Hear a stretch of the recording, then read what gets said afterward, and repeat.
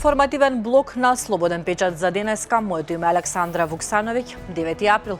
Еве што ни носи ова утро. Криптопазарот падна. Биткоинот под $71,000. Еве ги другите содржини.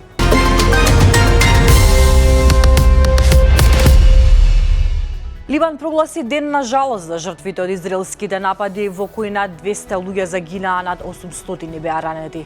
Нападот ги натера иранските власти да предупредат дека Техеран би можел да се повлече од примирието договорено со САД преку ноќ. Воени авиони срамнија со земја неколку згради во центарот на Бејрут, исполнувајќи го небото со чад, во на што израелскиот министер за одбрана го нарече ненадеен удар врз проиранската група Хезболах, објави Гардијан. Либанскиот главен град беше преплавен со автомобили згмечени од експлозии и запалени остатоци од згради, што службите за итни случаи се мачаа да ги изгаснат. Додека Израел бомбардираше повеќе од 100 воени објекти на Хезболах низ целата земја. Кабинетот на израелскиот премиер соопшти дека двонеделното примирие на Блискиот Исток не го вклучува Либан, што е спротивно на изјавата на пакистанските медиатори. Нападот ги натера иранските власти да предупредат дека Техеран би можело да се повлече од примирието договорено со САД преку ноќ. Инаку иранската делегација вечерва ќе пристигне во пакистанскиот главен град Исламабад на разговори за решавање на конфликтот.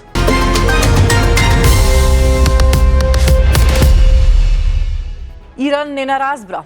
Прекинот на огнот не се однесува за Либан, изјави американскиот потпредседател J.D. Венс, додавајќи дека станува збор за недоразбирање. Тој додаде дека ставот на САД е дека фокусот на прекинот на огнот е врз Иран и сојузниците на САД, вклучувајќи ги Израел и земјите од Персискиот залив, но не и врз Либан. Тој изјави дека Израел се согласил да покаже воздржаност во Либан, но не даде дополнителни детали.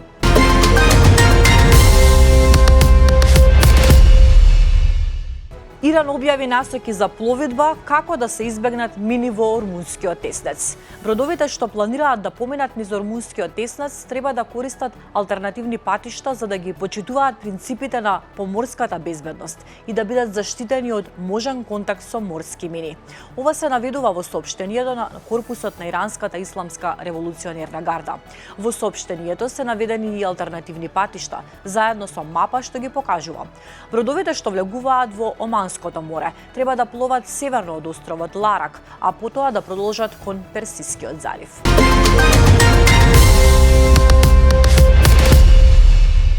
Ако договорот не се спроведе, следува војна каква светот не видел.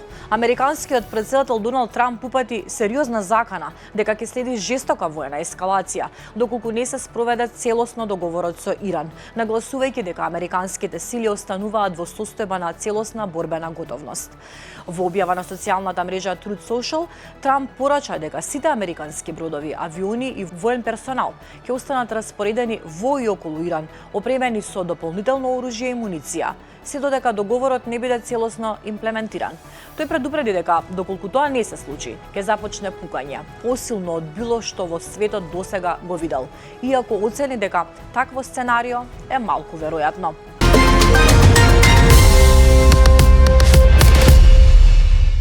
Администрацијата на американскиот претседател Доналд Трамп разгледува начини за казнување на одредени земји членки на НАТО, за кои смета дека не им биле од помош на САД и Израел во војната против Иран. Трамп со генералниот секретар на НАТО Марк Руте разговарал за можноста САД да ја напуштат алијансата. Трамп наводно рекол дека НАТО е тестиран и не го поминал тестот.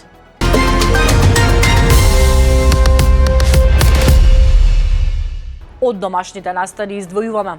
Апелацискиот суд во Скопје денеска ќе одржи јавна седница по поднесените жалби на првостепената пресуда за грабнувањата и убиствата на 14-годишната Вања Ѓорчевска од Скопје и 74-годишниот Панче Жежовски од Велес, со кој Љупчо Палевски, Велибор Манев, Боре Видевски и Владко Кешишев беа осудени на доживотен затвор. Според информациите на Слободен печат, можно е да се одложи седницата, зашто Боре Видевски е хоспитализиран во сериозна состојба на клиниката за нефрологија. Според неговиот адвокат, Видевски живее со еден пресаден бубрек кој работел со капацитет од 20 до 30%. Темата ја следи Мирослава Симоновска.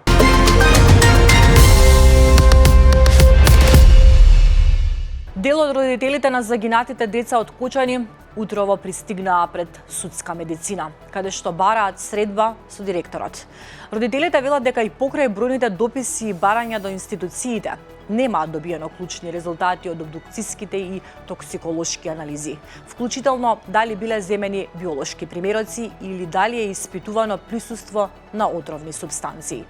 Истражната постапка за пожарот во клубот Пулс официјално заврши со пријавени околу 46 осомничени за тешки дела против општата сигурност.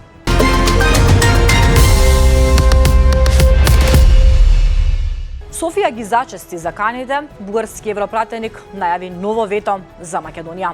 Секоја промена во европскиот консензус ќе даде на Бугарија право да стави вето на членство на Северна Македонија во Европската унија. Томас Вајц е целосно под туторство на Мицкоски и Муцунски и работи под нивен диктат. Ова го изјави бугарскиот европратеник Илија Лазаров, пратеник на ГЕРБ, сестринска партија на ВМРО-ДПМН во коалицијата Европска народна партија во Европскиот парламент. Реакцијата на Лазаров доаѓа по иницијативата на Вајц, кој поднесе предлог за амандман на својот последен извештај, со што го доведе во прашање вториот протокол кон договорот со Бугарија, дел од преговарачката рамка на Европската унија, и го поврзува почетокот на преговорите за Македонија со вклучување на бугарите во уставот.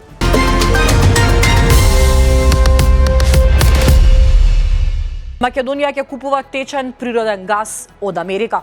Владите на Македонија и на САД објавија заедничка изјава по одржувањето на втората сесија на стратешкиот диалог во Вашингтон.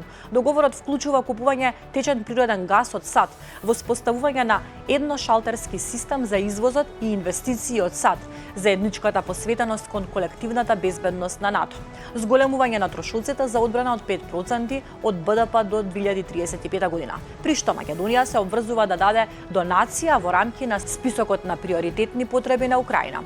САД се обврзува да обезбеди техничка помош за зајакнување на дигиталната инфраструктура во сите министерства на Македонија, да дадат 3.523.000 американски долари помош за да се зајакнат капацитетите на органите на прогонот кај нас, како и управувањето со границите, што ќе ги направи двете земји побезбедни, посилни и попросперитетни.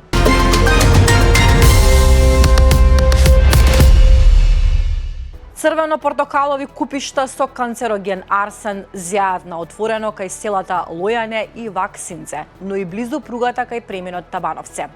Печат на нос кога ќе им се доближите. Боли глава ако подолго време стоите во близина. Дождовите ги носат под земја, а се слеваат и во локалните реки. Ветерот ги шири на секаде, па дури и во Портокалово ќе ви се обојат панталоните од грмушките.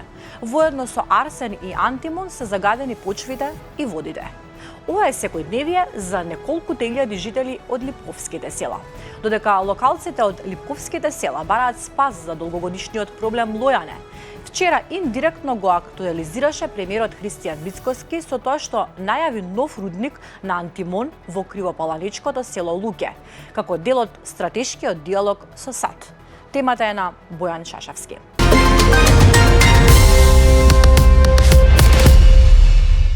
А премиерот Христијан Мицкоски организираше великденски ручек, на кој ги повика политичките и верските лидери, соработниците и новинарите. Настанот на кој се служеле постни јадења, според фотографиите објавени на социјалните мрежи, бил доста посетен. Великден не подсетува дека токму преку сплотеноста и човечноста можеме да ги надминеме сите предизвици и да изградиме подобра иднина за нашата држава. Со оваа свеченост уште еднаш се потврди определбата за негување на традицијата и зајакнување на заедничките вредности, што не поврзуваат како народ, напиша премиерот на Facebook. На великденскиот ручек присуствуваа и претседателката Гордана Силјановска-Давкова, представници на дипломатскиот кор, како и претседателот на собранието Африм Гаши.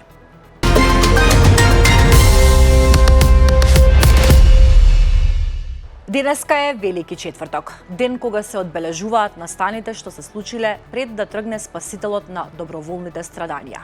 Во овој ден си споменуваме за тајната вечера и се што се случувало тогаш. Подготовката, миењето нозе на апостолите, поуката за смирението и братолюбието, посочување на предавникот и излегувањето на Јуда од вечерата. На овој ден се повикуваат верниците на причест.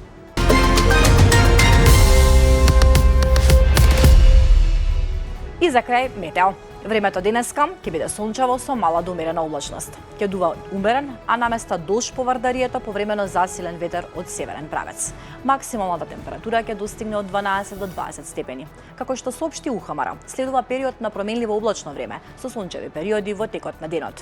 Во сабота во источните делови ќе има услови за слаб локален дожд. До недела утринските температури наместа ќе се спуштаат и под 0 степени и ќе има појава на утрински мразеви.